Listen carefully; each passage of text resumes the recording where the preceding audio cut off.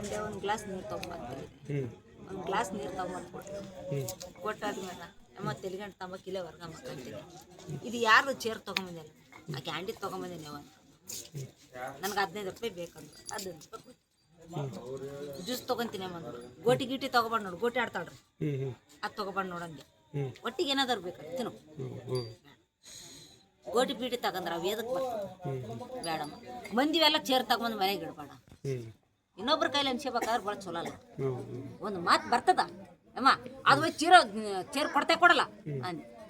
ಆ ಚೇರ್ ತಗೊಂಡಳ ಒಳ ಕೈಗಳು ನಾನು ಇಲ್ಲೇ ಬಿದ್ದೀನಿ ರೀ, ಇಷ್ಟೇ ಹೊರಗೆ. ಒಳಗೆ ಹೋಗಿ ಏನು ಮಾಡ್ಕೊಂಡಳ ಹೆಂಗೆ ಒಳಗೆ ಅವಳೆ ಮಾಡಿಕೊಂಡಾಳ್ರಿ, ಚೇರ್ ಹಾಕ್ಯಂದು ಚೀರ ಹಾಕೊಂಡು ಏನು ಊರ್ಲ ಹಾಕೊಂಡ್ರ ಹಾಕೊಂಡಾಳ್ರಿ. ಇಷ್ಟೇ ಮಾತಾಡಿದ್ದು, ಬೇರೆ ಏನ್ ಮಾತಾಡಿಲ್ಲ. ನಾ ಹೊರಗೆ ಬಡ್ದವಳು, ನಾ ಹೊರಗೆ ಇಲ್ಲೇ ಮಕ್ಕದಿನಿ. 10 ನಿಮಿಷ ನಿಂತೆ ಆಯ್ತು. ಯಾಕೆ ನನ್ನ ಮಗಳು ಬರಲಿಲ್ಲ? ಪ್ರತಿಭಾ ಅಂತ ಕರಿತೀನಿ, ಉಸಿರೇ ಇಲ್ಲ. ಎಷ್ಟು ಜನ ಮಕ್ಕಳು ನಿನಗೆ? 4 ಜನ.